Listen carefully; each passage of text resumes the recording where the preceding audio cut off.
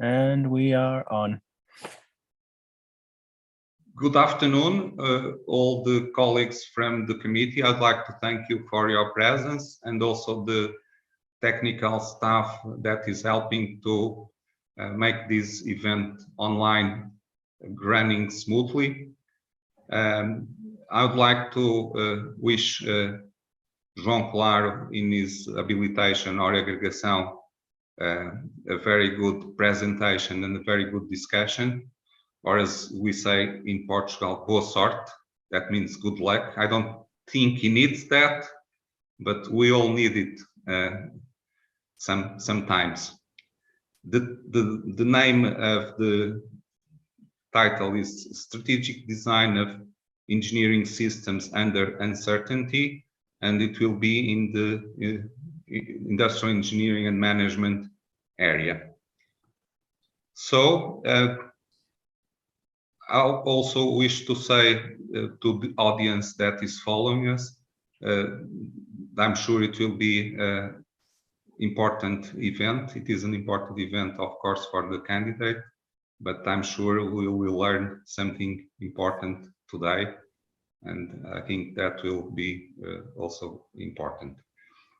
To start, I would like to thank Professor Carlos Alberto Engler Carvalho Antunes, full professor of the Electrical and Computer Engineering Department of the Science and Technology School of the University of Coimbra, who will start by discussing. Before that, I will just ask João Claro to say a brief word so we can listen and make sure that his system is working well.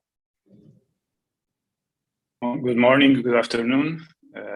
Just a quick word to greet Professor Falcão e Cunha, the president of the jury and the jury, and to say that I really regret not being able to do this in person, and that I am thankful for the opportunity to go ahead on the dates that were initially foreseen, and everyone's availability to be joining online for this examination.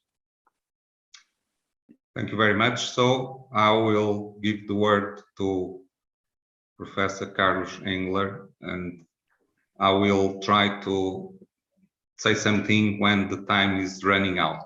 Thank you very much. Okay, I appreciate that. Okay.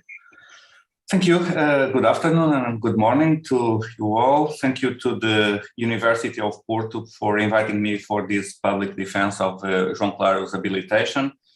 Fortunately, University of Porto facilitates always a lot my tasks by offering me excellent candidates for these public defenses, either habilitations or PhDs. This is a pleasure for me in view of my personal and professional recognition of João qualities. I've been in the jury of his master, in his PhD, and I have admiration by his work and brilliant professional career he developed since then. So I will begin by making a brief resume, a brief summary of João's achievements during his career, and then I will begin by asking him, before entering into the questions, I will ask him for an advice for my own career, or what is left of my own career. Let's see. So João holds a licenciatura, a Bachelor of Science degree, a 5-year degree in Electrical and Computer Engineering, with a specialization in Informatics and Systems by the University of Porto in '93. Then he has a specialization in Quantitative Methods in Management by Porto Business School in '99. And he also holds a Master of Science in Quantitative Methods in Management by the Porto Business School in 2002. So João holds a PhD in Electrical and Computer Engineering, also by University of Porto. And then we can talk a bit about inbreeding, where he defended a thesis on multi-objective meta-heuristic approaches for mean-risk combinatorial optimization with applications to capacity expansion in 2008. He is currently associate professor in the Department of Industrial Engineering and Management in the Faculty of Engineering of the University of Porto, and is also president of the executive board of INESC Tech. Regarding pertaining to other boards, I would like to emphasize that he is a member of the administration board of the European Association of Research and Technology Organizations. He is co-director of the area of technology-based innovation and entrepreneurship in the University of Texas, Austin, Portugal program, vice president of the Academic Council of the Porto Business School, director of the PhD program in Engineering and Public Policy at the Faculty of Engineering, and he was national director of the Carnegie Mellon Portugal program for some years. So he develops his activity in the area. He designates as management and the policies of technology, innovation and entrepreneurship. So a designation that he created specifically to encompass as broadly as possible his research interests. And this designation builds on the one of engineering systems, understood as systems with a core technological component and significant interactions with companies and society, thus making the bridge between engineering, management, and social sciences with a problem-oriented stance. So his research work, which is consubstantiated in publications, projects, and international cooperation, has addressed the design of engineering systems in network and uncertainty contexts, devoted to two main areas of application: infrastructure design and technology-based innovation and entrepreneurship. At INESC Tech, which is a well-renowned institute, key in the national science and technology fabric in Portugal, is now president of the executive board since 2018, with responsibilities of operational management coordination, as well as coordination of specific areas such as institutional policies, interaction with the business advisory board, relationships with associates and higher education institutions, institutional relations, incubation and support of spin-offs, executive support of the centers in the network intelligence system cluster. And João, after making this brief overview of your career and activities, I'd like to begin to ask you for an advice. It's not really a question, although a question is underlying, of course. How do we, and this is something that I spend a lot of time thinking about, and I think over these decades I could not yet solve the problem in my head, which is the following. How do you manage this syndrome, which, if I don't have a medical doctor education, I could say it's a bit schizophrenic, I don't know. But how do you manage this syndrome of spending time and patience, which are both very finite resources, to get the funding and the organizational resources to develop research for which you then do not have the time because you spend the time in getting the funding and resources? That's something that strikes me for many years, and I still did not find an answer in my head. So, João, I'm not talking about research management, but plain and hard research. Because sometimes I think to myself, I spend so much time getting funding, getting the organizational conditions to proceed research and give others the conditions to do that, that then I cannot do what I spent the time creating conditions to do. How do you solve this? in your head and help me. I don't think that I have an answer. I have my practice, and I experienced the same. I experienced the same dilemma. I had maybe well, so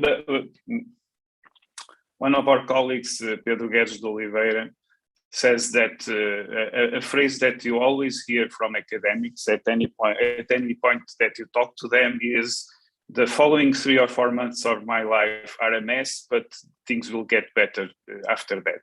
But you hear this always. You talk to them 1 month later and you hear the same thing. So I think at a certain point I envisaged that with the development of the career, I would get to a point of stability, and I would reach the right trade-off between these two activities. So having some flow of fundraising, getting in a sufficient stock of projects, and then having the time to actually be very much engaged in those projects. And I think especially as you are moving through your career, and you have an ambition to grow, this is very difficult. So one thing that I have experienced is at some points I just had to stop doing something.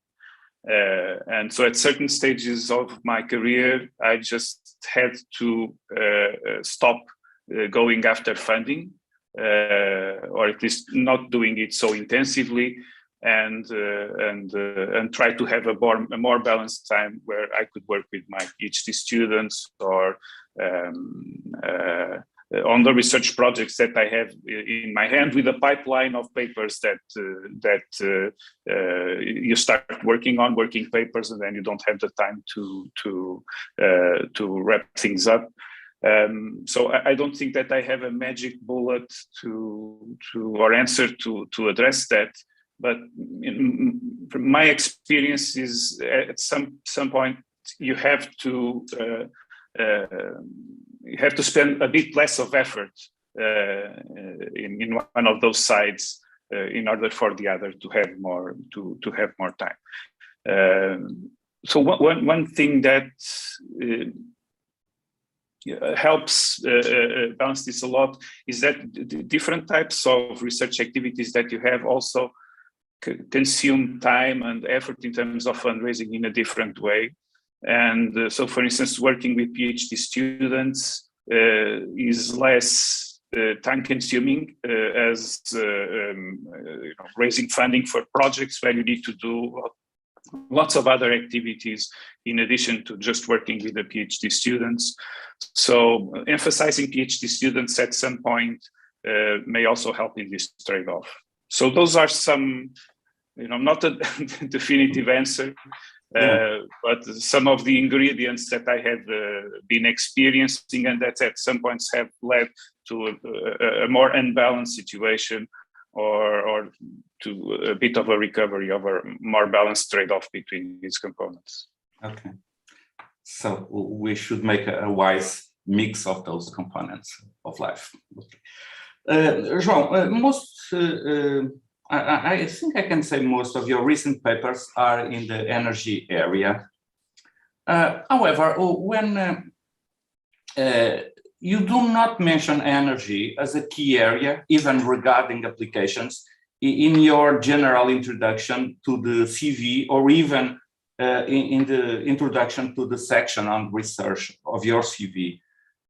Can you comment on the streams of research on in the energy area, or are they episodic, or do they materialize some strategy, for instance, regarding engaging in the role of renewables in the energy system, or so on? So the essential question here is some of your recent papers which are very interesting, by the way, are on energy systems, but then you do not seem to recognize this area as a key area of your research in what you write as the introduction of CV or the introduction to the section on research on the CV.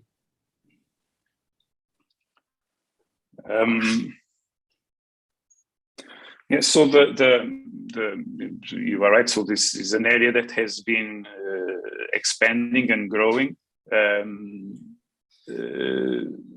There may have been a bit of randomness and maybe serendipity here in the beginning in some initial work that I did in this area, and so I think that part of it was related to an FCT project that we got, the Nodes project, whose broad focus was network infrastructures, and we were planning to look at different types of infrastructures in that project. And as we were engaging people with the project, we ended up engaging a number of people that were interested in the energy area. So we started doing some work in that area, and then that led to other collaborations. So it was not deliberate at first. I think it's something that emerged. Because I have a background as an electrical engineer, it's something that is also natural and easy for me. But I think it's just something that emerged and grew out of this initial point. So then this led to collaborations in the dual degree PhD students with Carnegie Mellon. This core of work then started to attract some other students. So although the starting point was not a specific interest in energy systems, it was a broader interest in network infrastructures. The topic of energy gradually acquired importance there. But I recognize that with the expression that it currently has in my overall activity, it's something that could be and should be highlighted in an overall view of the research work that I do. Yeah, because I must say that I was a bit surprised because you didn't choose for instance, the papers on transmission network planning and the interconnections you co-authored with Loureiro and Fishback as at least one of them as the most representative papers of your career, of your more recent career, because these papers are from 1918 and 1919, and they have already they are very interesting papers. They have been published in good journals.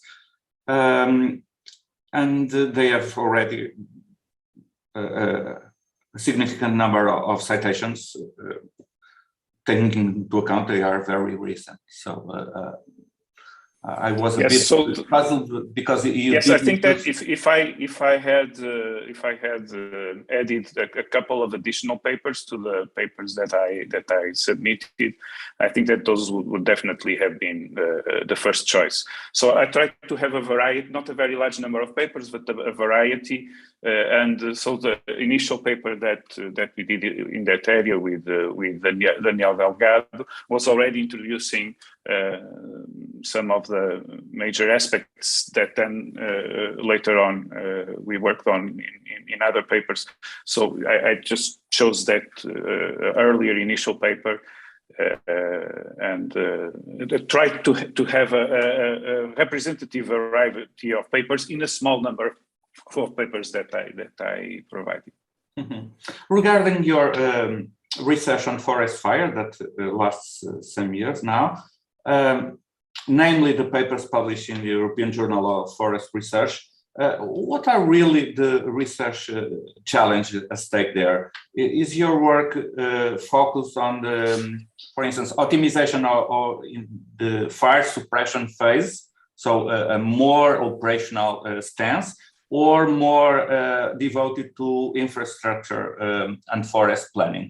What's really the focus of your work of research on forest fires? So to put it in a more so clear way, is more devoted to operational issues, namely in suppression phase, or to more planning issues, namely regarding infrastructure, for instance, location or yes, but infrastructure is the main focus. So the majority of the papers, I think that we have one paper that is focused on suppression. We have an empirical paper also focused on the impact of suppression capacity on the behavior of large fires. But most of our work is focused on planning, and we even try to look at the role of the balance between prevention and suppression efforts. So that paper, or the European Journal of Forest Research, is I think a good example of what we are trying to achieve in this area, looking at the joint planning of prevention and suppression. But the focus is mostly on infrastructure planning. Mm-hmm. João, do you think that is there a change from a more quantitative-oriented research, mathematical models, algorithms, to a more qualitative-oriented research based on surveys, etc., in the last few years?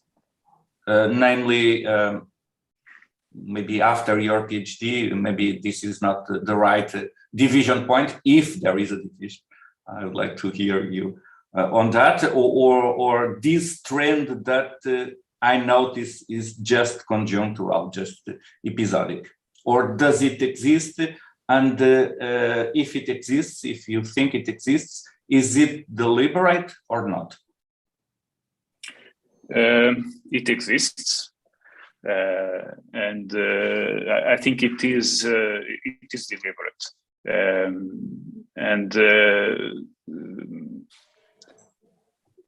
so on the one hand, the interest in more qualitative work started to appear after my PhD, due to the research work and the work that I was doing more related to innovation and entrepreneurship. So in the work that we did in that area, we started to develop capability in our team to address more qualitative work. And this also allowed us to look at work that we were doing with more quantitative approaches, and to see some limitations and some opportunities in those areas to do research and to advance knowledge in those areas in a significant way with more qualitative work. So we have been seeing more opportunities for that. We have in time become more capable in that line of work. And I think that then there's always some component of personal preference and personal motivation for certain types of problems. And as I have been moving in my career and in my experience with different types of problems, my curiosity and my interest in the types of problems that can be better explored or better researched with qualitative methods has been growing stronger. So that personal preference and that personal motivation also justifies a higher interest, together with a higher capability to do good research in this area in more qualitative work.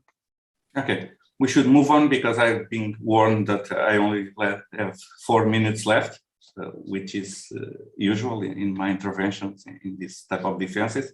I would like to say that I was quite impressed by your capability to build scientific teams. And I think this is a very relevant component of your activity and something I think you should be proud of. Namely, I noticed that your former PhD students have now, almost all of them, important positions in the industry and higher education institutions in several countries. And I would like to emphasize that very, very happily. Since I do not have time, I need to go to more important issues. I need to skip some provocations I had regarding the use of some what I found as buzzwords, which were a little beyond my capability. As I used to say sometimes to the sociologists who are quite predominant here in my university in certain, or at least in certain components of it. In some texts, I know all the words, but in that particular order, I cannot understand them. And here, it's not to answer, to reply to me, but expressions such as more transactional and codified knowledge transfer modes. Transfer is made in a more organic and tacit manner. I must confess were a little beyond my more direct capability of understanding. So I know all the words, but in that particular order, I must confess, sometimes I don't understand really the very deep meaning. So I also enjoyed reading the exploration of the economic value of research results. It seemed to me more technology management than technology-based products and services. Is this my perception right? If you allow me, I would go back to your provocation, but I would need you to explain a bit better what you mean by technology management or technology products and services. So that is those expressions are what in Portuguese we called feito professional folk, maybe in English. And it's just the typical way that in technology transfer, for instance, researchers call different ways of doing technology transfer. So you can do it in a more, we call it transactional way or codified way, through a patent or through an object that you transfer, or it can happen as you are working side by side with other people, and that's what we call a more organic or a more tacit mode of knowledge transfer. So that's I think a bit of knowledge transfer jargon that I abused of in that part of the CV. Okay. Now, in terms of the distinction between technology management and could you please elaborate a bit on that so that I can understand? So maybe I can make the bridge of that question with a final question. I had another one regarding to a specific paper, which I always make, perhaps to show that I read the papers. Okay, but I will skip it. But it was important regarding the barriers to onshore wind farm implementation in Brazil. There was some issues I'd like to discuss, but we don't have the time. And so I make the bridge from that question to the last one, which is motivated by your final section, future developments in your CV, that I read. And I must confess, it puzzled me a bit, or maybe I did not understand it fully. Because this future development, section 9, seems to be a bit a surrender of being a researcher, isn't it? So you mentioned the executive management of Inestec, you mentioned PhD supervision, but you do not mention real research challenges. You are too young. You are a researcher of extraordinary capabilities, and I was afraid the way what is written here and the way it is written could induce someone to think that you are surrendering of being a brilliant researcher you are. Isn't it the case? No.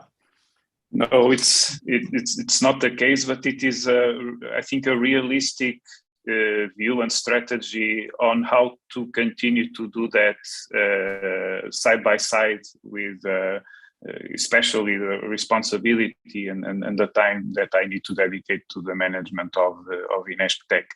And so my strategy is to focus on working with PhD students, with great PhD students, and I have right now a set of wonderful research projects that are building on work that we have done in the past and on the capability that we have built and working with other people in the team, still within the overall the same themes. But so we are right now starting a number of very interesting research projects, but focused mostly on working with individually with PhD students. So we have, for instance, a PhD student that is now working on entrepreneurial networks. So we have been working with the European Innovation Council on the work that they have been doing in brokerage work between entrepreneurs and other types of partners, when we have been collecting data in that area. And so we have a fantastic, very promising line of work there, looking at how entrepreneurs move in these networks, how they change these networks, how brokers are able to assist them in these networks. I have a PhD student that is working with FASEC, again, looking at how the network of companies inside the group cooperate for innovation within the group. So we have lots of very interesting research things for the future. I didn't really elaborate on those there, but so we have topics for the future that I brought from these interesting environments that I have been engaged with. But very realistically, my strategy is to work with very good PhD students on very focused and very interesting problems. But research is definitely a key component, a strategy to keep doing things that I love, and important things is this one, working with PhD students. Okay, thank you, João. Congratulations for this, for the quality and I would say maturity of your research work and your career, and I wish you the best. Thank you. Thank you. Thank you all. And now I would give the word to my colleague Ana Paula Barbosa Póvoa, full professor of the Department of Engineering and Management of IST of the University of Lisbon, and I thank her and personally and from our institution for her participation in this jury. I would like to extend this thank you note to Carlos. I forgot to do that originally, so thank you both. Thank you.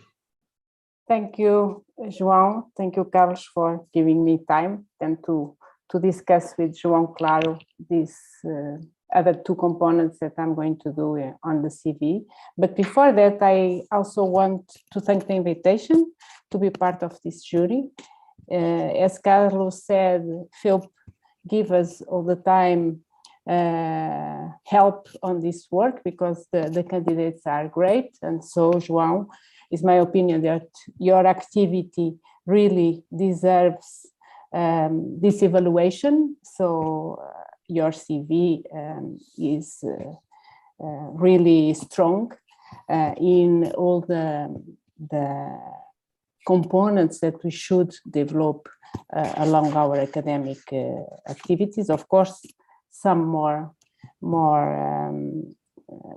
strong, others less, but that's normal. So thank you again for this invitation. I also want to greet my colleagues of the jury that come from several parts of the world. Unfortunately, we are through Zoom, But João, I wish you all the best. And what I would ask is that later on we would be able to commemorate this physically, maybe with a champagne bottle or something like that. So hopefully the new future we could do that.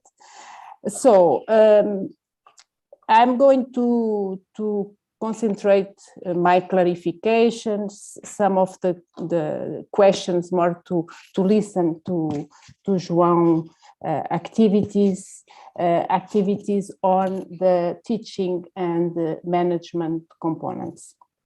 As my colleague Carlos already did a great summary of the CV, I will pass this, and I will start by saying that on the teaching activities, I identified 4 main lines that João Claro wrote in his CV.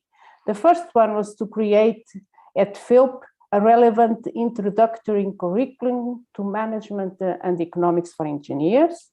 The second one, create a technology policy curriculum also at FEUP. And the third one that I would say have 2 main components is to create a technology-based innovation and entrepreneurship curriculum at FEUP and also at the economics and business schools of University of Porto, namely FEP and PBS. So these are the 4 main lines. João, 10 years ago, around more or less 10 years ago, I was at FEUP also in an evaluation jury of one of our colleagues that is also in this jury, José Fernando.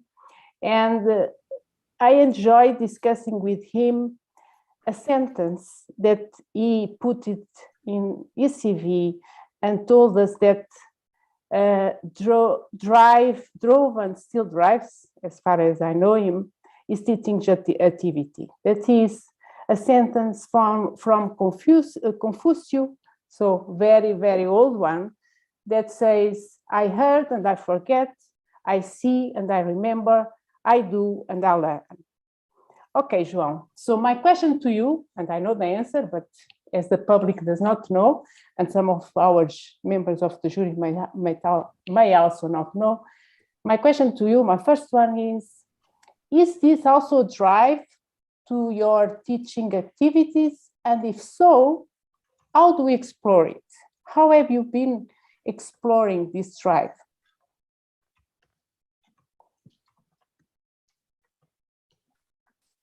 It is also a driver of what I do, and I would say that it's a portfolio of things that we do in teaching and learning, and in the different courses that I teach. The balance in the portfolio is different, but these are 3 components that I aim at having presence and strongly present in all the courses that I organize. Depending on whether it's bachelor's part or the master's or a doctoral level course, each of these components may materialize in a different way and with different weights. And in some cases, some of these components have also additional strategic aims. So in the second part of today's session, we will discuss and I will present the course unit report on our biodesign innovation course, and so the doing and the experiential part that is very central in this course has some additional strategic aims that are really aligned with how you can learn entrepreneurship, and so that justify a more expressive focus on this component. But yes, so these are three components that we always try to bring into all the classes, with project activities, with also with more regular classes, exercises. So we always seek to have a combination of the three. And in some of the courses, the learning by doing component is actually core, and much of what I do nowadays, especially the entrepreneurship and innovation area, is built on a focus on experiential approaches. Okay. Yeah, and we can see that from some of the material that you provide us on the CV. And on that, and also picking up something that you wrote in your CV, you say that your teaching activities, you explore your teaching activities through two main perspectives: a systems engineering, where management, engineering, and social components are integrated, and as engineering on public policies. So, do you see these two perspectives in integrated form? Do you split them? Really, how can you share with us how systems approach can support public policies? And on the other side, how the more soft components can support the engineering that you are teaching?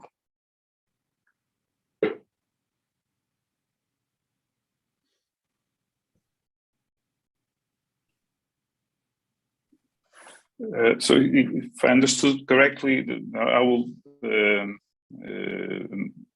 maybe talk on 2 points here. One of them is how the engineering systems and the engineering and public policy perspectives come together, and maybe the other one is how a systems perspective is helpful in bringing technology, organizations, and behavioral aspects together.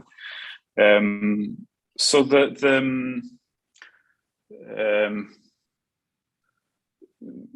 I would say that the difference between an engineering systems perspective and an engineering public policy perspective is more of emphasis, and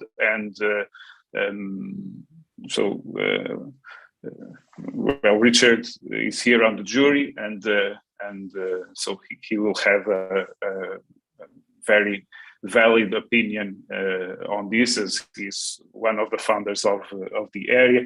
But my perspective is that the engineering systems perspective is broader. So the focus here is on systems, and how a systems perspective allows you to bring together not just the different components and elements that reside in this system, technologies, people, organizations, their broader contexts, also how you can bring together the knowledge domains related to each of these components. Engineering and public policy has a narrower focus on public policy issues, and so typically the focus will not go into aspects that in a broader engineering systems perspective are important, such as the enterprise aspect.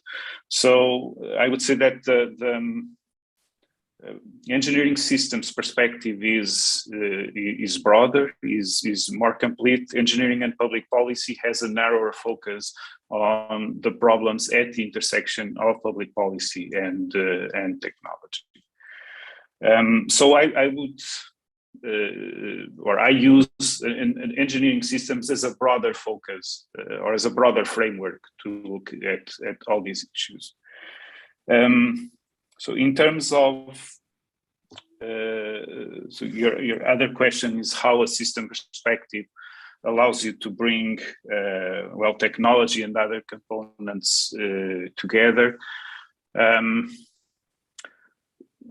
So one of the highlights, examples that I will show in the class tomorrow, and this is also so work with colleagues from MIT and other colleagues in Portugal, is the work that we did in forest fires, looking at the interaction of the physical system of fire management, and in the physical system you can include not just nature, but you can include the technology that is being applied in forest management. And then we consider the political system. So in the political system, you have behavioral issues, you have policy issues.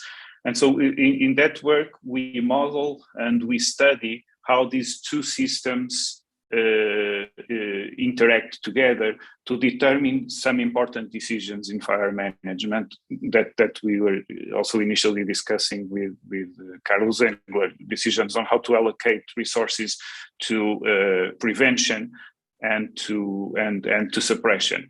So a systems perspective allows you to model dynamics both on the organizational or the policy side, and dynamics on the natural and technological side, and see how these dynamics are coupled and how they work together to determine the overall behavior of the system.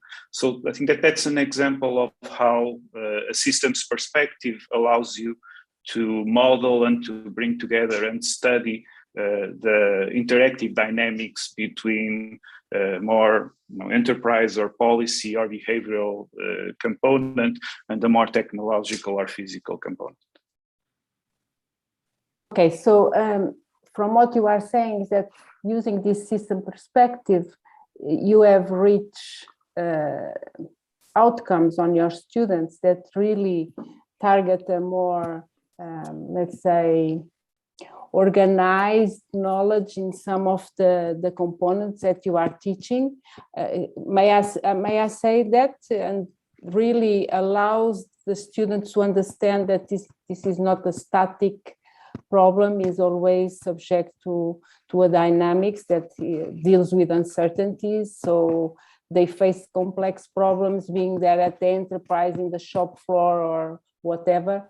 Is that like what I can understand from what you are saying? Yeah. Yes, that's one point. But they see it looking at how an operations or a technology component is working with an organizational and a behavioral component together for some kind of purpose. So, for instance, we at a more introductory level do the classic work with beer game simulation, and in the beer game simulation we explore not just the typical supply chain dynamics, but we also explore what are the mental models of the decision makers and how the mental models influence the decisions that they are making. And this then going back also to your earlier question, the students' experience in the way that they make the decisions in the simulation, they experience exactly these biases and these limitations in their mental models, and then they understand how behavior, organizational dynamics then interact with the real world, with the technology and the supply chain to determine the overall behavior of the system. Yeah, that's a good example that you pick up, namely the beer game, where the students really need to face the decisions, being them more conservative in managing the information or sharing the information better with the colleagues. That's a good example. But João, one of the things that we engineers, I think at least in some of the CVs, especially some years ago, the CVs from the engineering side, one of the components that lack and are still missing in some of the programs that we look at or that we have is really this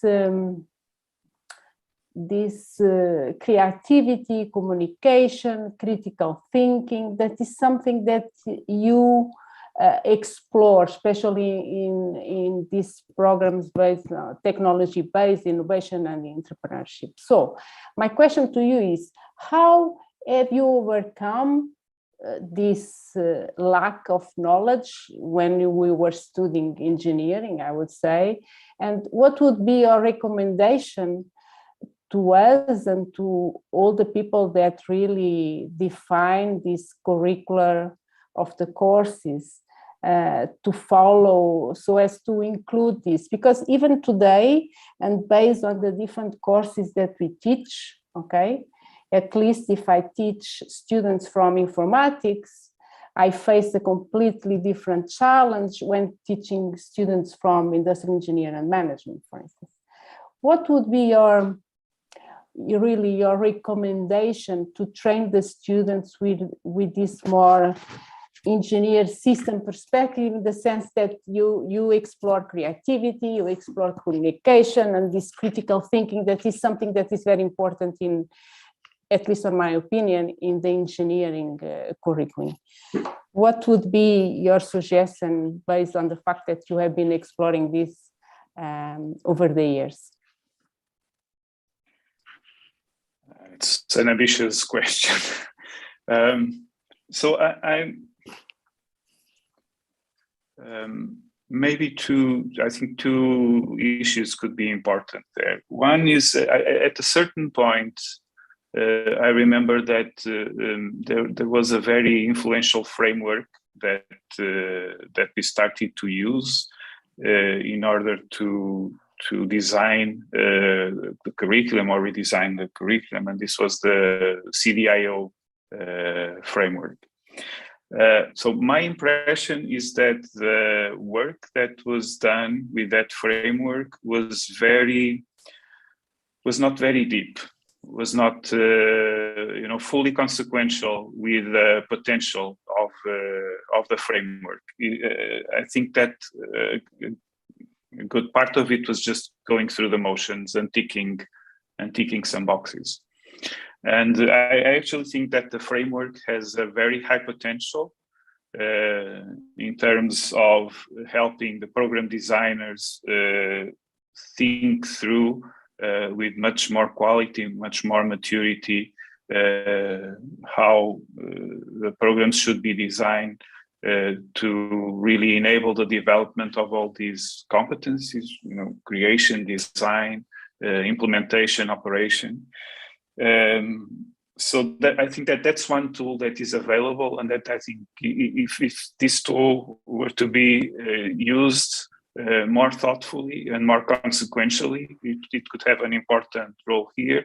But then, as you were saying, I think it's always important to understand what specific program and what specific students we have ahead of us.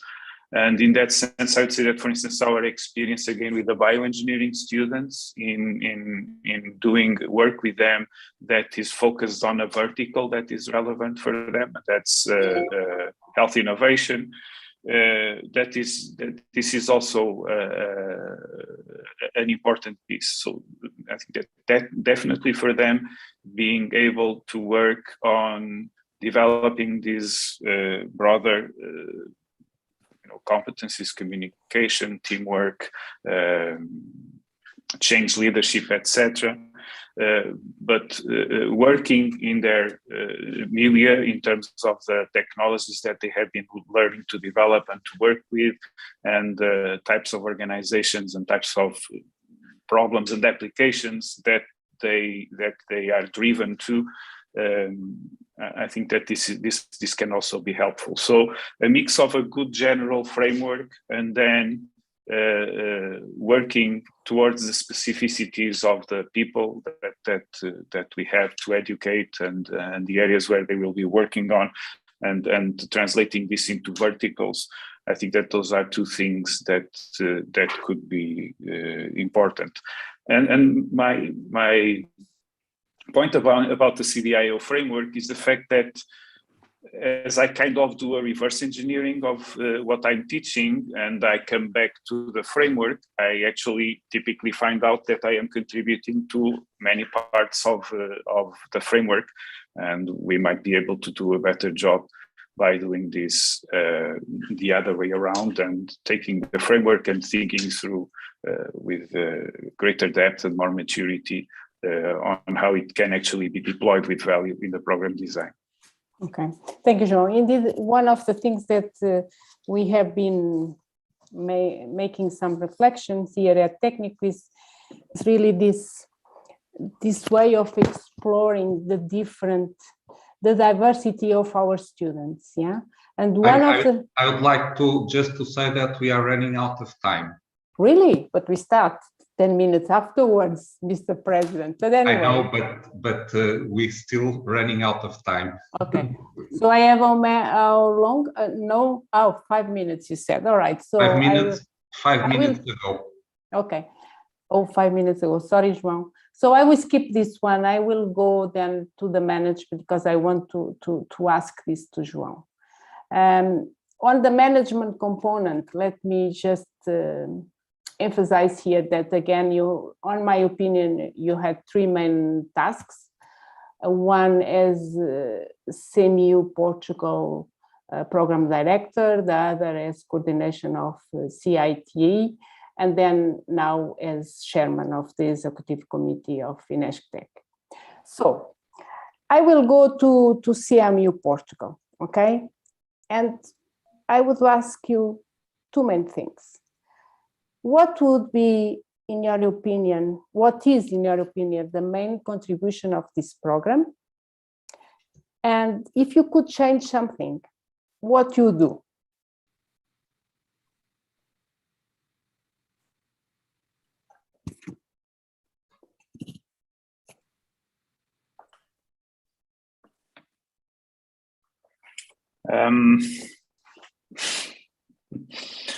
Again, it's maybe hard to prioritize, but I would say that the main contribution is strengthening the embedment of Portuguese institutions in international networks. I think that's the main contribution. You do that with the programs. You do that with relationships between institutions. You do that with the relationships between the students, between faculty members.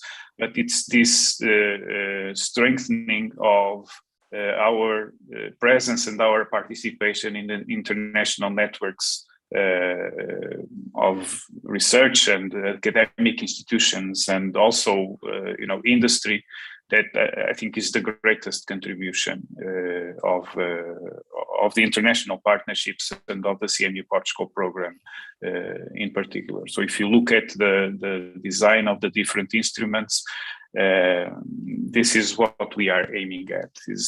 And then very good things happen to the Portuguese institutions and faculty and students as they enter these dynamics and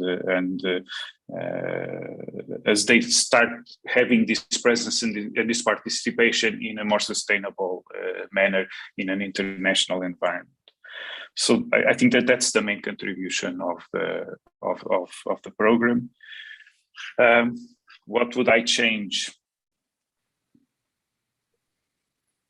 So I think as we were moving towards the end of the second phase of the program, a thought that I had at a certain point was that we had been able to find a set of things that we could do together with CMU we had stable models to do that. So we had student exchanges, faculty exchange, joint projects, an entrepreneurship in residence initiative. So we had these building blocks for things that we could do in the program. And what I was envisaging at some point was the possibility that consortia in Portuguese academia and companies and research institutions jointly with CMU might be able to apply, but this would be a much larger scale thing, but that's dreaming. So they would be able to apply to create different versions of the program using these building blocks that we have tested, that we know that they can work on a bottom up manner. So, you know, this set of schools with this set of research institutions and this set of companies jointly with some colleagues at CMU, we could do, let's call it a mini CMU Portugal program, combining these instruments with a time horizon of 5 or more years, focusing on doing something in this area. So if you think back to the mission of the program, and that was placing the country at the forefront of innovation broadly in ICT, you could be aiming at doing this in a more focused area of ICT, I don't know, 5G or 6G, but you could apply bottom up and not doing things top down as we have been typically doing in the program, but we could create a bottom up opportunities just for, you know, getting these ideas from the crowd and from who is doing things out there on what you might do by combining these different instruments. So at a certain point, they are mature, we know how to do them, so we can institutionalize the way that these different instruments can work, and let's just let people look at these like modules to set up larger and more ambitious things bottom up based on their idiosyncratic knowledge of what are the capabilities and what are the opportunities. Okay, thank you very much, João, Claro. Again, I want to congratulate you by your activities all over the CV, and thank you very much, João Falcão e Cunha, for giving me this time, and thank you. Thank you very much also, again, and I would like now to invite João Claro to make a short presentation, about 10 minutes, of the report of the course unit that you have selected, and that will be discussed afterwards by Steve and Aurora, and then, if we have time, by the other members of the jury. Thank you very much, and good luck. Thank you. Can you please confirm that slides are on? Yes. Not on yes. Not on the Design Innovation Course Unit Report. Yes. João Claro. It's clear and bright.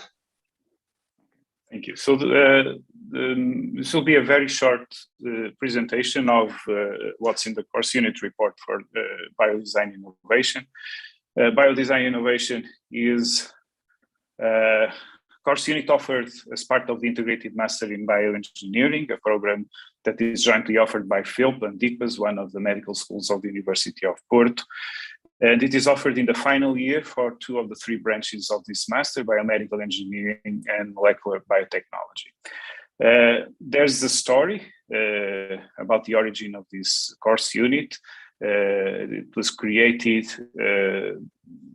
basically from the observation that in our region we have a critical mass of research, but the deficit of innovation in life sciences. And so we saw here an opportunity and the gap requiring us to develop talent and to develop activities capable of bridging science and technology to market and capable of addressing this gap. The course unit was created with 3 building blocks: the Co-I-Tech program, developed by COTEC and inspired by the tech program at North Carolina State University. This is a technology, entrepreneurship, and commercialization program that had a very strong life sciences participation that made us both aware and prepared for this opportunity. The other building block is the Biodesign Innovation Program at Stanford University, a training program in biomedical technology innovation that is built on a process that starts from a set of identified needs.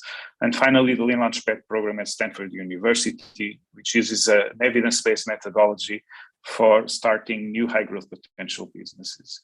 So at the core of our course unit is biodesign innovation, but we made a major adaptation to that program with input from Co-I-Tech in order to start the program with technologies instead of needs. And this was a requirement from our context in which it was not easy to start from identified needs, but we had this experience and the ability to start working with technologies from research labs in universities around Porto. And finally, an enhancement in the implementation part with the Lean Launchpad. The aim of our work is to train health technology innovators, and our methodology is a health-specific structured innovation process that takes us through the identification and characterization of needs, the creation of solution concepts, and the planning of implementation. Teamwork is at the core of what we do. It is strongly supported by close supervision, by worksheets that codify extensive parts of the process. The teams work with real projects, real technologies for real opportunities in a mode of work that is very intensive, interdisciplinary, and iterative. And the classroom component includes a number of faculty-led, guest and team presentation and discussion sessions. The faculty team has complementary and bridging profiles with research and industry experience in life sciences and technology innovation, and it has been capacitated by participating in other initiatives and structured training programs. We are positioned in the field of innovation and entrepreneurship studies, more specifically in the business and management domain, but we also need to consider specific characteristics of the health context that reflect in specific ways of characterizing needs or in looking with closer attention to issues such as regulation, intellectual property, or reimbursement. The course unit has a very strong alignment with the master program. It consists of all the 6 required credit units in the economic scientific area, and it contributes to important overall learning goals, such as creating and designing systems in bioengineering or developing communication, group work innovation, and change leadership skills. To compare the course unit with references from other schools, we looked at either bioengineering or biomedical engineering master programs in Portuguese universities and also a selected set in the US and Europe. And in Portugal, we found the course to be unique and related course units to be either absent nor specialized or using earlier entrepreneurship teaching and learning paradigms. In the United States, we found even more ambitious offering with courses focused on specific themes of a course unit and several others with a certificate, a capstone, or a concentration in the area. Europe features an intermediate position, somewhat diversified, but with strong absence of more specialized education. The program has 4 main blocks: needs screening, concept generation, strategy development in the health area, and business planning. In the first block, we focus on how to develop need statements, how to characterize diseases, solutions, stakeholders, and markets, and on need prioritization. Concept generation, we work on ideation, brainstorming, prototyping, and also concept prioritization. In strategy, focus on the health area. We look at intellectual property, regulatory, and reimbursement aspects. And in business planning, we cover business model development, corporate strategy, sales and distribution, operation, financials, and the integrative work with the business plan. The students are assessed in 3 dimensions: the collective performance of the teams, individual performance, and their participation in the presentation and discussion sessions. In the first component, they are assessed in 4 deliverables, the presentations that they do throughout the semester of the need, the solution concept, and the final presentation, and then a final report. The individual performance combines peer assessment and an assessment by the faculty member that works with the team throughout the semester. At the beginning of the semester, the students receive an activity plan with a detailed guideline of everything that they will do throughout the semester. This is an excerpt of the activity plan for the 2019 edition with the first 5 sessions from introduction down to the first presentation session. And for each week, you can see, for example, in the second week, the activity plan includes what will happen in the classroom component, in this case, a lecture focused on those 3 topics, and the guest session, which on this case was with Fastinov. It includes also the teamwork component, what the team is going to be working on for the following week. And it includes as well the readings that the students need to prepare for the class in the following week. In terms of bibliography, our key reference is the Biodesign textbook, but we also use other textbook chapters and faculty-prepared presentations. We do some work with Excel, mostly focused on the work with the business model canvas and on the financials, and we use the Moodle platform to share contents with the students and the shared folder system for more interactive work with the teams. In terms of pedagogical approach, the entrepreneurial perspective is the one that is central and structuring of our work. We focus on experiential learning component, although we have more components in the course. And the work that we do would fit us into what some authors call the hybrid demand competence model, which includes experiential programs with elements of realism that have been found to be positively associated with short-term impact indicators. This is also the case of the programs on which the course unit is based. They also fit into this model, and they feature a combination of academic and applied learning. They are organized around the process with teams applying their work to real projects supported by mentors, and they encompass various levels of learning. And this goes from individual, team, and mentoring interaction week by week, then to the sequence of presentations and the final report throughout the semester. The weekly rhythm of work with the teams is essential for the success of the course. It's an important part of formative assessment. The teams receive feedback, but they are not graded on their deliverables.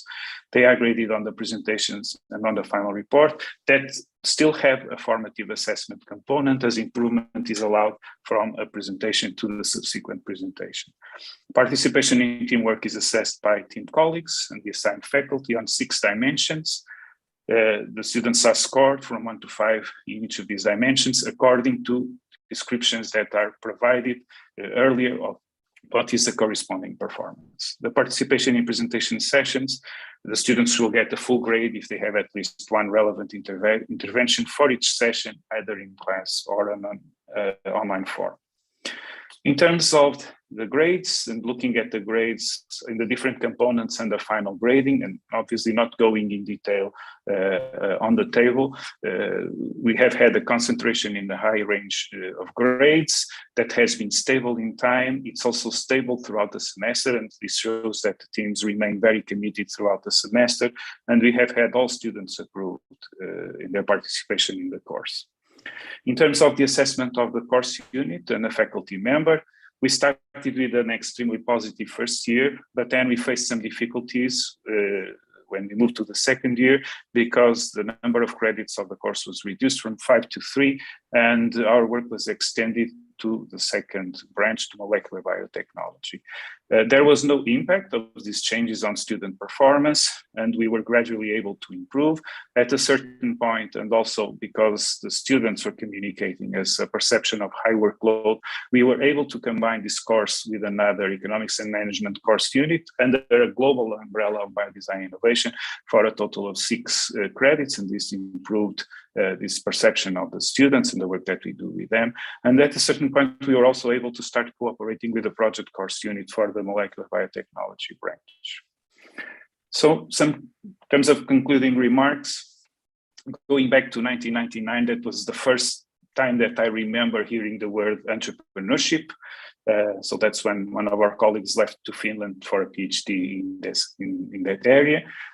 2004 may have been the second time that I heard this word when I was invited by COTEC to be engaged in a pioneer effort with the COITEC program. And obviously a lot has changed between 2004 and today. Biodesign innovation has had a small contribution as a part of this change. And evidence of that contribution is the fact that we have had students going into career profiles that are related to our work. We have alumni involvement in our course unit sessions and our external contacts. We have student recognition, not only in surveys, but also in the way that they enthusiastically include our topics in their initiatives. And for the new master, we have had our course unit extended to the 3rd branch, biological engineering. For the future, interdisciplinarity and the meeting of academic and business culture are areas where we can improve and where there is more knowledge, recent knowledge, interesting knowledge that can enable us to do better in this area. Diversity in inclusion is a challenge both in STEM and in entrepreneurship, and we have been able to rely on strong institutional encouragement and support, and we know that we'll continue to rely on that support for the future. Thank you. Thank you very much. I would like now to ask Professor Stephen Markham, who's a professor in Poole College of Management at North Carolina State University, to start his participation in this jury. And I would like to thank him for being part of this committee and for his time and his presence. remotely, but still very present. Thank you very much. And you have about 25 minutes for this part of the discussion. Thank you very much. 25 minutes for this part of the discussion. Thank you very much. Okay. Do you guys hear me okay? Very well. We listen to you very well. Well, thank you for the opportunity of being on this jury. It's a great pleasure of mine to see this kind of work and to work interdisciplinarily and globally. So thank you for that. So the comments that I have on the course are restricted to the materials that were sent to me. So I didn't have kind of any backdoor pieces of information. I've known, just by full disclosure, I've known João Claro for the entire time the tech program has been operating. We interacted frequently, particularly during the early years of that program. And I think that we have a friendly professional relationship. So it's the full disclosure there. So my comments and analysis will be focused on the biodesign innovation course. And so I will analyze and offer commentary on that. First of all, in summary, as we just heard, is a master's, a course in the master's program in bioengineering that integrates multiple business and economic disciplines. But it's not a regular type of a course. It's not a single discipline, so there's no single textbook, and it draws upon a wide array of sources and people to integrate all of that information into real projects. And so it's a pedagogy of learning through real projects. It doesn't just impart information, but rather it teaches multiple facets that is applied. These multiple facets are not random, they're hierarchical. That is, each section is necessary to learn in order to move to the next. And what I think is kind of the core value creation in this is that it guides the actual creation of new knowledge, not just imparting of existing knowledge, but the creation of new knowledge for each project as it develops new capabilities in multiple diverse teams of participants. That's a mouthful, and I think it speaks to how challenging this course really is. And the review that I was sent of it was 75 pages long. So it blends this imparting knowledge in a just-in-time format as a project team progresses throughout the semester. And I think it's important to recognize, again, that this isn't just an imparting of knowledge, but rather it is a creative work. That is, all of the participants are creating new knowledge as they apply principles and tools. So a business plan is a creative work. It's not just a collection of information. A product concept is a creative work. It's not just brainstorming one day, around a whiteboard or something. It takes a lot of careful research and interdisciplinary collaboration. And finally, in summary of this, developing this type of material in a biomedical context is a major piece of work. This kind of thing, as you can see, can be cobbled, or this type of course can be cobbled together with information and tools from multiple places, which of course was done well. But to do that in a biomedical context, I think is a real challenge. So the sections I'll review are the same ones that João Claro mentioned. I will take this from also kind of how the course is positioned, the nature of the course, what kind of course is it, the content, the programmatic features, and then the student ratings. So those will be the kind of each of the sections that I'll review.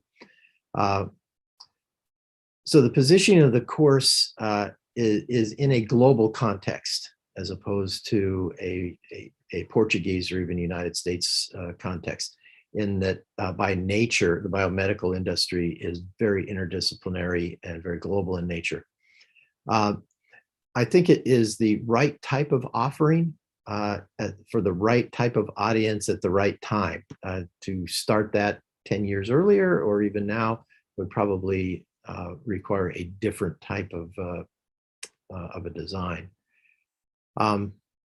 Also, as mentioned, it's a joint offering, and that always creates a great deal of inertia in an organization, and is hard to get everybody on the same page and moving in the same direction at the same time. I think it uniquely takes advantage of the resources and strengths within the Porto area. There's a clear audience at the graduate level for bioscience engineers. So it's picking the right audience for what is for the type of course it's developed. It's placed, I think, appropriately within a 5-year program. The multiple versions of it through the years shows that it's not kind of just static, that it shows a connection with the constituents and continuous improvement. I think it's also important to note the connection with leading universities such as Stanford, Carnegie Mellon are important for all of us as we develop these kinds of programs.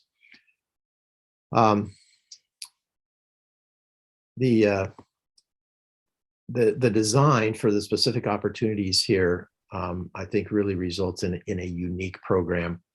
And I think because it is so interdisciplinary in nature that, at least in my mind, it's clearly ahead of many of the comparable universities that were used as benchmarks, possibly even my own, or maybe especially my own. So I just think it was well constructed. Connecting the bioscience research and commercialization is a high order of achievement. It requires the ability to provide direction and leadership across multiple disciplines when you don't have control over those other people or parts of the organization. The focus on the course on prototyping and R&D strategy may not be entirely intuitive when you first look at it, but I think it's a very wise choice, and that's what people at that stage in a master's program can and should be thinking about, and to be able to position them for getting into positions of responsibility when they find a job.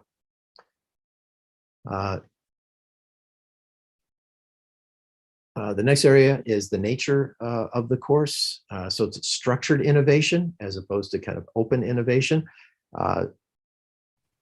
It's an important concept, not to just say, okay, go out and innovate or write some business plan, but rather there's structure each way.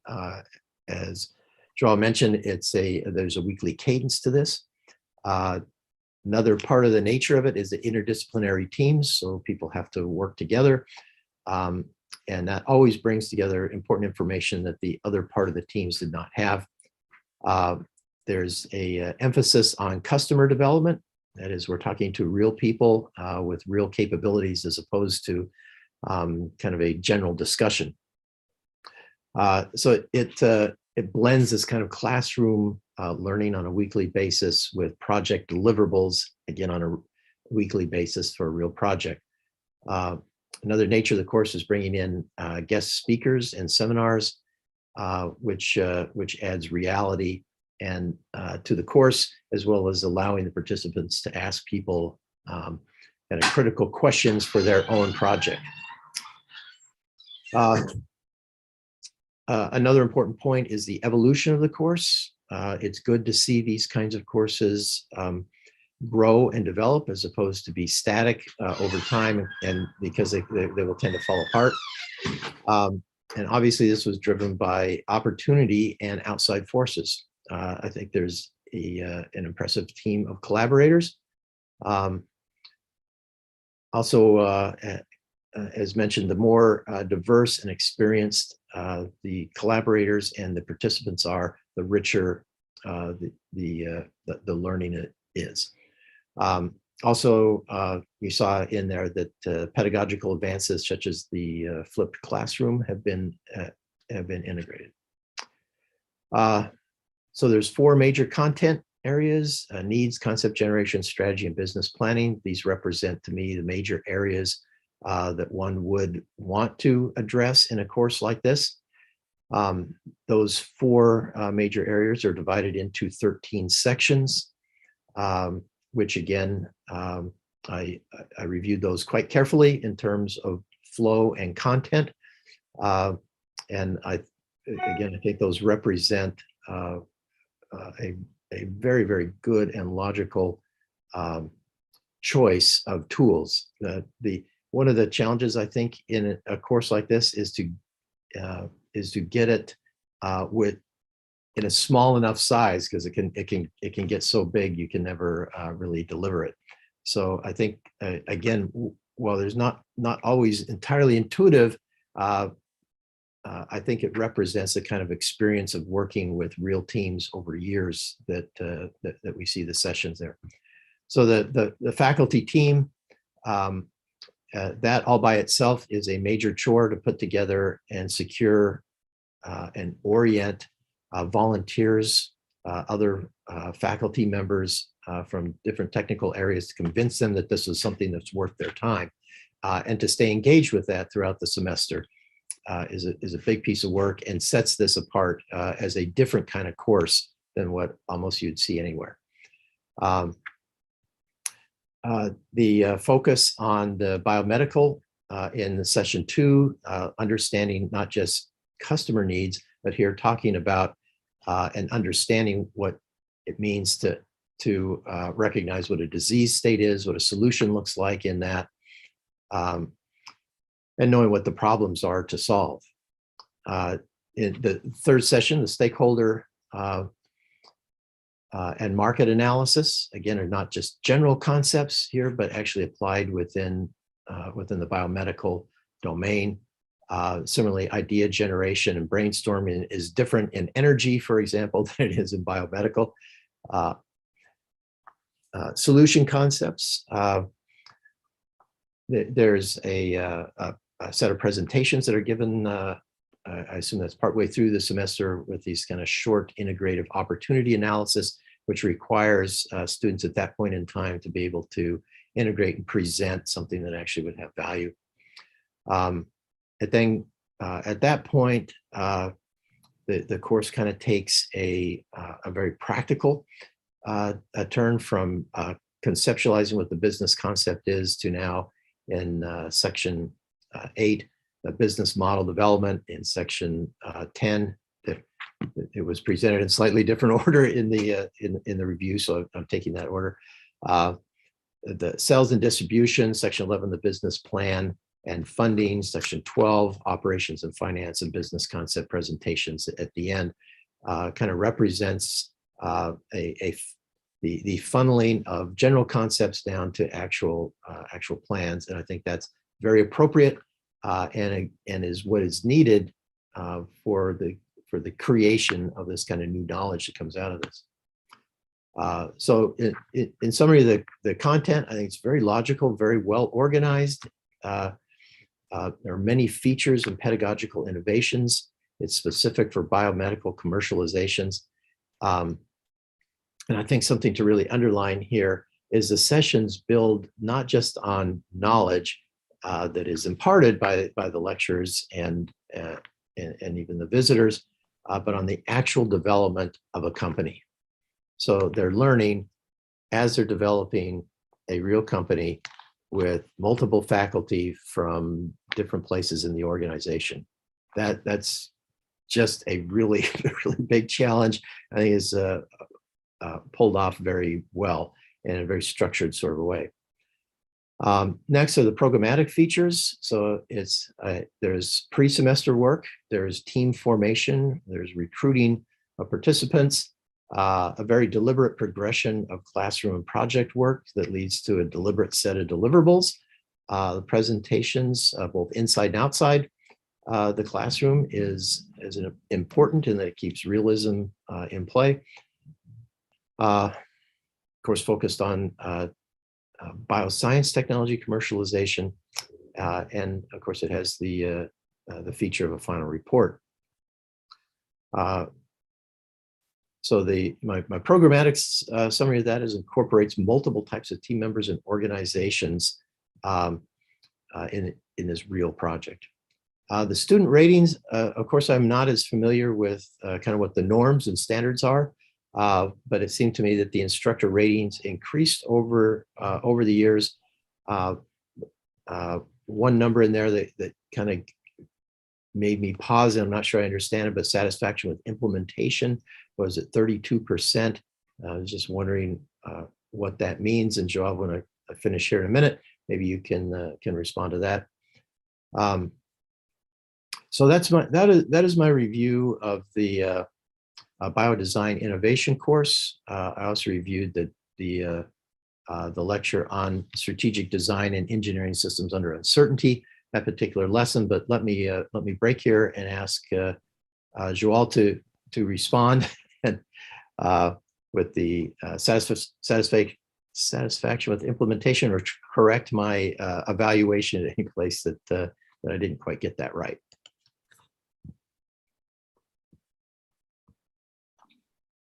Thank you, Steve. So can you please tell me what page is that information?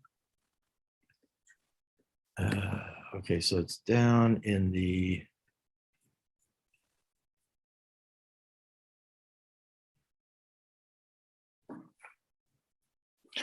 Oh yeah. So I have found this. So this Okay. is an analysis that I did of the comments that the students provide. So these are not the quantitative figures. okay. They are just comments, and so the students will write different things in the comments, and they don't need to write in the comments that they are happy with the course. But in the comments, 32% of the comments had a note, an explicit note stating that they were happy with the implementation of the course. And so this does not mean that the other 68% were not happy with the implementation of the course. And actually, I'm not pointing out anything on that note, so I don't think that there was an expressive figure there of comments related with a bad impression, but 32%, in addition to the quantitative assessment, they wrote something on the written comments regarding their satisfaction with the course. So that's what those 32% mean. That 32% of the students who wrote comments went out there to complement their quantitative evaluation, saying that they were happy with the course. So João, this kind of course requires you to bring people in that don't have a background in economics or product development or any type of business, and you have to guide them through the creation of a business plan, which by nature is kind of a capstone sort of a piece of work that requires somebody to understand all the pieces of business. The question I have for you is what do you think was the biggest challenge in putting together a curriculum that accomplishes that? So we have a strategy, and it's a strategy that we have used in other courses as well. And that's try to build a logic path that starts with activities that are important, but that the students are comfortable with. And so that means, for instance, that here in the course, and as you know, that's actually the most important place to start working on the need. And that's what we do. So actually we do something a bit before that. So the students actually start working with something that they are very comfortable with, and that's the technology. But that's just the first week. So in the first week of the course, they are in their comfort zone, and they are going out there to meet with the PIs to understand what the technologies that they are going to work with are, and what are potential ideas. So they start working with something that is very familiar to them. Then we tell them, now you just have to forget the technology, and that's a bit of a challenge. But they work hard on that, and you know, we try to help them do that, and we tell them, now you have to focus on the need. And for these students, focusing on the need is not that difficult, because they, in their training throughout the bioengineering program, they have a number of courses that are, you know, medical school courses, and so they already have some knowledge and some experience of working with the need. So they start building the foundations for the economics of the business case without really being aware that they are doing it. And so that's how we start. And so at a certain point, bringing in a more structured management or economics perspective is very easy, is very natural, because you can very easily bring the assessment of solutions that are out there, or what the epidemiology and you know, other features of the disease are. Then it's very easy to start bringing that into a more formal market perspective. So, you know, so there's a market here. What's the size of the market? Who is competing? So that's, I think, the strategy that we have used, and that we believe that works really well. We start from foundations that they are comfortable with, and then very naturally we progress from those to the business topics that they are less comfortable with. And at the same time, there's self-efficacy increase that we think happens during the semester. They start developing confidence in their ability to overcome these challenges in the beginning of the semester. And so as you bring harder challenges for them later in the semester, their way and their ability to individually and collectively work to overcome those challenges. And so, you know, we have done this, now we have some business issues to take care of. Of course, we will be able to do those.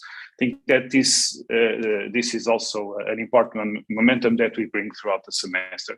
And then obviously we have the faculty always working together with the teams and doing these bridges and supporting them. But I would say, not sure if I totally addressed your question, but that this is the strategy that we have been using. Okay.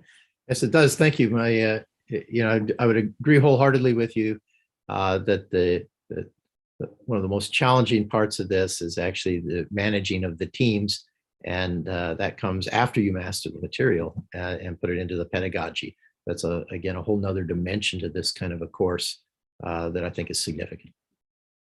So congratulations on putting together a great course. I turn the time back over to the chairman. Thank you very much. And right on time. Thank you. So now I will give the word to our colleague Aurora Amélia Castro Teixeira, full professor at the Economics School of the University of Porto. And I'd like to thank her, and both personally and institutionally, for being part of this and committing your time and effort for participating in this jury. So thank you very much. Well, thank you. Okay, thanks so much. It is my pleasure to be here with such distinguished colleagues, both from Portugal and abroad and the United States. It is also, I'm very honored to be invited to this jury because from long ago I admire deeply João Claro's work, both as researcher and also as lecturer, teacher, and also as a manager, a research center manager. I was able to meet João through José Manuel Mendonça, our friend. And for me, it's really a great honor to be here. I was in charge to say some words about this course unit. As Stephen already mentioned, I think that is a very high quality and international standard course unit. And I will focus on very well what is in my view, the main features and main advantage of this course. First is, as I said, a very high quality content. It is also it's very innovative in both pedagogical methods and also tools. It has a hands-on approach, so it's based in experiential learning, which is also a very important feature nowadays for this type of course. And it's very demanding. And it's very interesting that students praise so much this course because it's demanding, but it's a course that is focused precisely on students. And I want to emphasize this aspect because we often heard a lot about Bologna process and the focus on students, but sometimes it's hard to find course units that is the case. And this one, Biodesign Innovation, is one of those that I think that teachers, lecturers put a lot of effort on trying to maximize students' capability and learning processes. And also it's a course that is based on open, collaborative interactions with other researchers. So it's not only the lecturers, it's not only the students, but also research from other schools, other units, and try to mitigate what we have in Portugal, but not only in Portugal, but one of our deficits is that the very hard translation between research, scientific research, and innovation outputs, products, so transferring this research to the market. And this is one of the course that is also meant to do this type of work. I think that because we heard about both Anna and also Carlos about the CV and the research background of João and Claro. And I think that João is a kind of Da Vinci or a Renaissance man because it embraces a lot of different dimensions, both at the teaching side and also at the research side. And as we see here is the massive effort, not only from João, but also for the teaching team to put together a course unit that is outside of his comfort zone, because he's putting his knowledge and the teaching team knowledge in a brand new area, the life science, health. And we heard about he's researching on energy, but he's teaching at the same time in a very demanding and complex scientific area as life sciences. And that is, I think, also a motive of praising João for his massive effort in the pedagogical side. I will have some questions, some particular questions about some and I start with the context and also with the genesis of this biodesign innovation. In my view, looking at the contents of the course unit, I would the label Biodesign Innovation. I know that it's also kind of linked to the Stanford course, but I would say that it's much more about entrepreneurship and the technology commercialization rather than innovation in a very embracing and holistic perspective. And I would want that João elaborate a little bit why he and his team choose opt to the biodesign innovation instead of giving a more I think, more direct label that concerns, in my view, more directly with the content.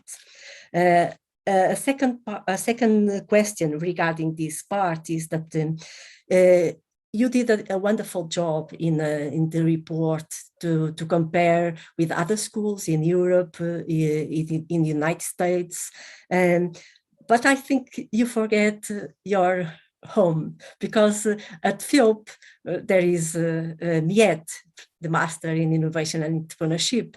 I know that, as you said, and it's true, this course unit is very unique, it's specialized in the health, in life science, but from what I know, the process, the hands-on approach, the experience on learning, it's very similar to what MIET and the MIET staff do with students in a broader part. But I want to ask directly, why you did not mention MIET? Because I was puzzled, because I was expecting that because of this nature of this course, MIET was a kind of natural comparison or natural master that you could do some parallel. I don't know if you want to intervene, and then I will proceed with the other questions. Yes. So regarding your first question, I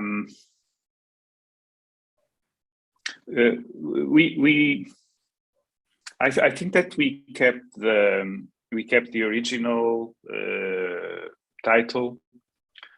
Well, there's I think a number of reasons why we did that. Well, the first one is that the original program at Stanford University, they acknowledge that similar to what happens with us, the entrepreneurship is a structuring, is really the structuring element for the course. Although they also call it biodesign innovation, the same thing happens on their end. And as they have looked at the outcomes of the program, the number of startups that have been created from the program, the funding that they have raised, and the impact in terms of healthcare from the services and products of those startups, they are important indicators. And so that means that even though the label is biodesign innovation, it's entrepreneurial innovation is really the focus. I think at a certain point we had some discussion with the course directors on the possibility of calling it biodesign innovation and entrepreneurship, but then name changes have to go through a regulatory process, and so we just ended up keeping the name. Also, I think that we did not yet lose the hope that we will be able at some point to add projects that start from needs instead of technology, instead of technologies. So not so much technology commercialization, but projects that start from identified needs.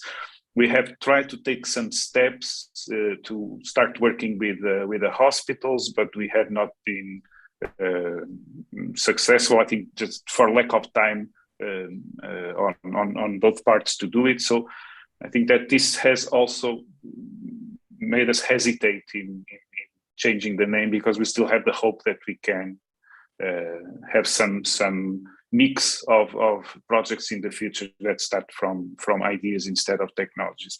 That will probably come as a need, because, for instance, this year, with the changes in the masters, we have 2 editions of the program this year. Now we are teaching this to all the students in the master, and so we are working with something like, I don't know, 12, 13, 14 projects this year and the same number of this semester, the same number of projects for the following semester.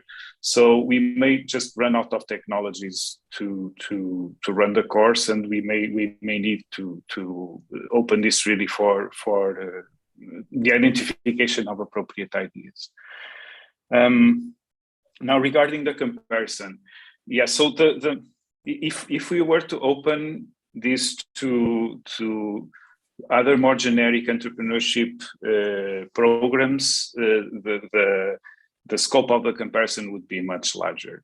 And so even here at the School of Engineering, in addition to BEd, I am teaching, for instance, two more generic entrepreneurship courses, technology entrepreneurship laboratory course to industrial engineering and services engineering and management. And so this would be much more open. So, you know, the reason was keeping also some keeping the comparison manageable in some way. So I think that was essentially the reason we didn't open it. It's not a question of looking inside. It's more of a question of not looking at generic programs that would have led us to comparison with a much broader set of courses. Okay, thank you. Another thing is about the positioning of this course unit within the master, and the master is a kind of a complicated thing, because in ICBAS you have a kind of plan, and when you look at FEOP, the plan is slightly different, at least from this academic year.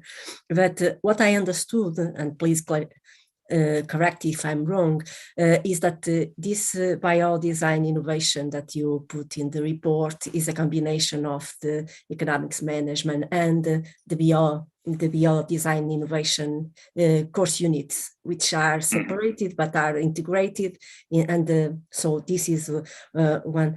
And my comment and my question is going through what Stephen already mentioned, is that you are teaching for a public, for students that are not familiar with, at least not much, with management, with economics. And so, as you said, you have a strategy to involve them and to gradually put them into this, to know these financials and about the technologies. But still, I realize that these are also special students, because they are high achievers comparing to the average of the students in the Portuguese higher education system. But still, it might be quite challenging to put one course unit, which in Stanford, as I noted, is 1 year, one full year, which is more or less the same structure as you put in one semester. And in this, I wonder, how could you manage to shrink 1 year course into one semester, given that you have this challenge of non-familiarity, and you have also the fact that you are working in a very complex and very dynamic area, such as life science, such as biomedicine. And I want you to elaborate a little bit how you cope with trying to shrink such a complex course unit into half semester. I'm sure that 1 year would be the ideal, but you have to have some compromise in order to shrink that. So please, if you want to intervene. Yes, so again, 2 or 3 questions that I identified. So the first problem that you mentioned is addressed. So as now we don't have integrated masters, as you know, it's just a master, and we have just a regular 6 credits course unit for biodesign. So that is taken care of. We were able to operate with 2 course units together for some time. But in the new course structure, that is taken care of, and the course has been running this semester just straightforward with the six credits. Now, when we made our original proposal to the program directors, and it was at the time we had discussions with Professor Mário Barbosa, we actually came with two very ambitious proposals. We came with the 3-semester proposal and the 2-semester proposal, and he gave us a 1-semester solution. And so we had to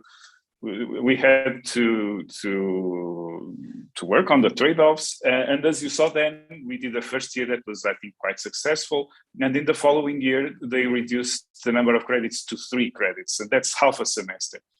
So we had some problems in obviously exploring the trade-offs. But so right now for the 6 credits, what we are doing is, and I think that I explored this at some point in the report, there's a part of the original program that we don't work on, and that's the part that is mostly related to technology. So we work on R&D and the core ideas of prototyping, but the teams don't work on topics that are closer to the work that they do in the rest of their program. And in particular for the students from the molecular biotechnology program, there's a number of concerns that could be addressed in a broader biodesign innovation program that they address in the project course unit. So a lot of decisions and analysis that is related to details of the product, details of how it can be produced. They work on those in the scope of that course unit. So we leave that outside the scope of the course, and that allows us to shrink the course. And then the original curriculum goes through the core issues in 2 levels of detail. So they first do what they call a concept screening phase. And so they look at different issues, regulatory, IP, reimbursement, etc., at a higher level. What are the most strategic and basic questions? And then on the second iteration, they look in a lot of detail at each of these issues. So what we do again is we don't go into so much detail on these different aspects. And for these issues, we basically work on the earlier, higher level analysis. So we keep a level of detail, and the original course is very helpful in doing that. We keep a level of detail that is, robust, and that allows us to do a consistent work. So you don't have pieces that are left there just hanging without a connection to other pieces. So those are the essential, lines that we use to explore the trade-offs and bring this down to 1 semester. But as you were mentioning, we have no doubts that we are able to do this because these are high achievers, as you know. So this is one of the courses with the highest entry grade in the country. And, regardless of that, the first impression, and I remember thinking this vividly, first impression that I had in working with these teams of students in the first year was that it's like driving a car with a really powerful engine. You are working with them, you press the accelerator, and the way that they respond is just incredible. So these are really high achievers, and that's an important ingredient in building the trade-off for the course.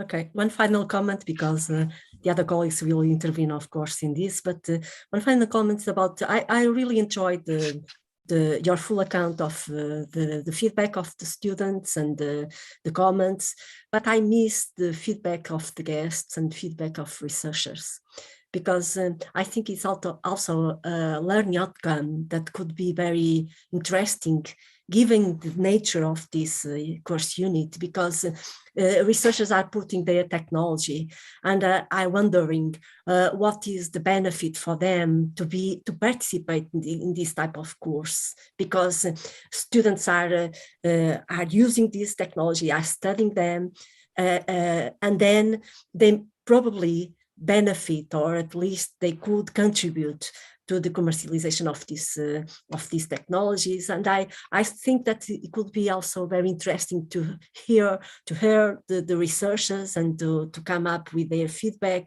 in order to improve, if there is some space to improve in their collaboration with the course. But that is my final comment, is that was the piece that I missed, but still there is a lot of opportunities to.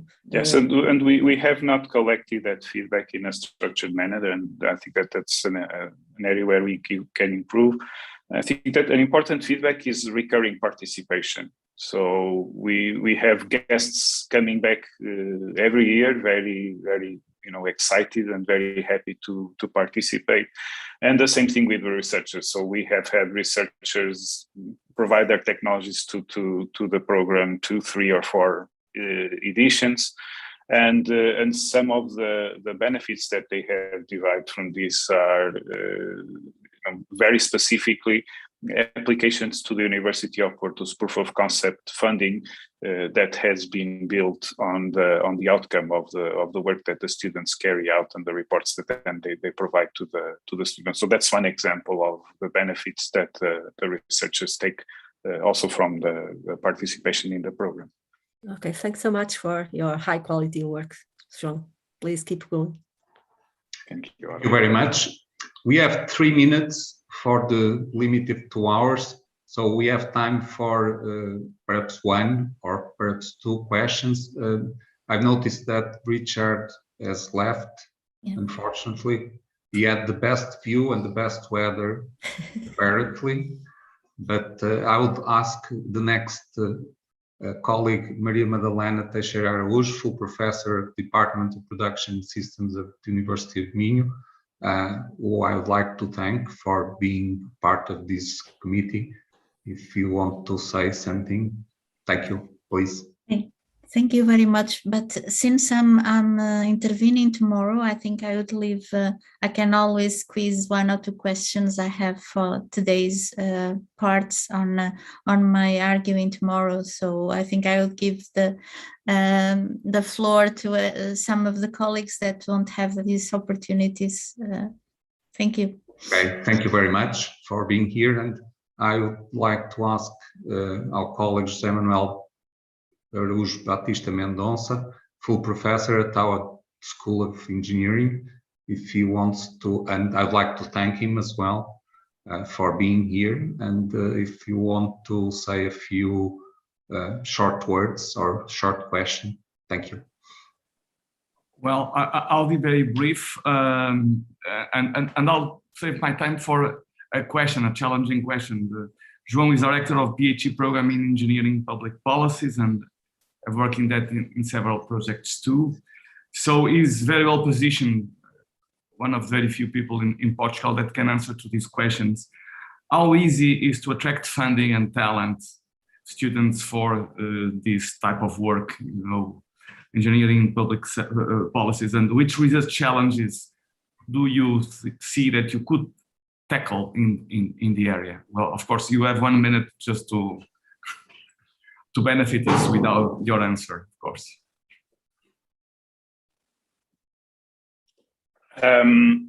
It has not been easy, but we have a plan.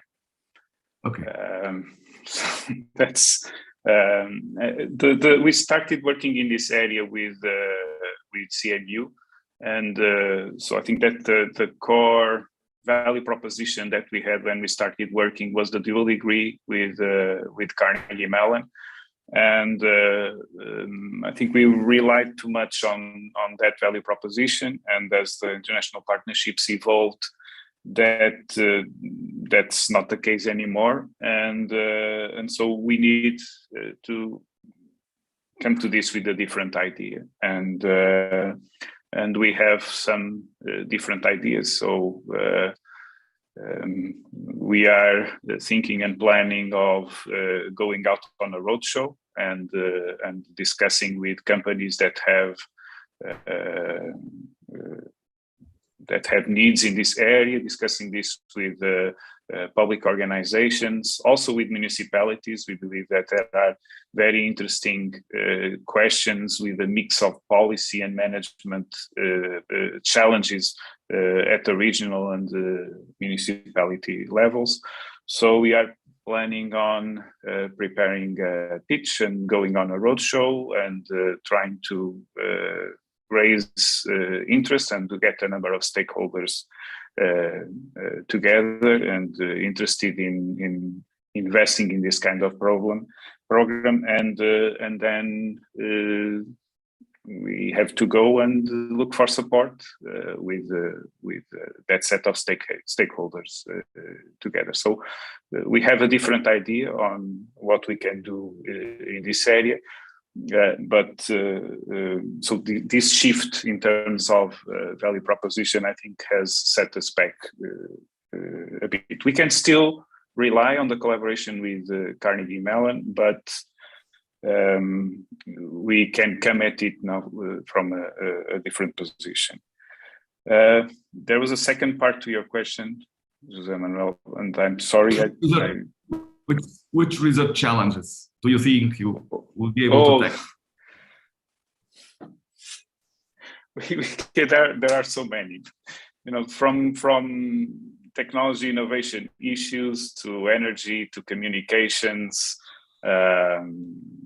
So that there are, with the rhythm of technological change and increasingly pervasive role of technology in society, there are many problems to address. We can build on the areas of strong technology expertise that we have in our schools, and so, for instance, at Philp in the energy area, communications, transportation. So these are areas where we have very strong expertise and already some dynamic of work with public policy issues. So those are good areas where we can start. But for instance, in healthcare, I think that we have very good conditions to do some work there. And the number of problems are, they are huge. In computer science, the challenges of AI right now are enormous in terms of ethics, regulation, privacy. So there's so much work that needs to be done here, and so that's what we plan to bring together, and then go around and raise the awareness and motivate our public organizations and also some companies that are operating in this area to the importance of having a capability in the country and to preparing talent to work in these areas as well. Thank you very much, João. I promise tomorrow I won't take any time. Well, thank you very much, all of the present and the audience that has been following us, and I'm sure tomorrow will be also a very interesting part of this process. I would like to invite all to come again to Philp tomorrow, even if virtually. And I thank you for being here in my office in front of me, and I wish you a good return home today, and hopefully you'll do a good journey back to Philp tomorrow. Thank you very much, and best wishes. See you tomorrow. Bye. Bye then. Have a nice rest, João. Bye-bye. Thank you. See you tomorrow. Tomorrow is at 3, right? 3 o'clock. Yes, 3 p.m. Okay. Okay. See you tomorrow. Bye. Thank you.